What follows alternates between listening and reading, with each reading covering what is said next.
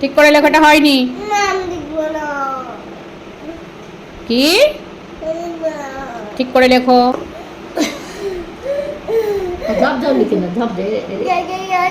বল তোর বক্তব্যটা বল, শুনি দেখি।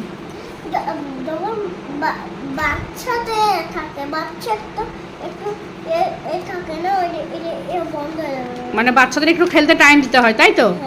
এত লেখাতে নেই, তাই তো? হ্যাঁ, আমার একটা ভিডিও দেখেছি যে একটা একটা খেলতে চলে যায় একটা ছেলে, তার মা খেলতে দেয়। ও মানে একটা ভিডিওতে দেখেছিস পড়াশোনা করার সময় যেই বলে আমি খেলবো তখন খেলতে দিয়ে দেয়, তাই তো?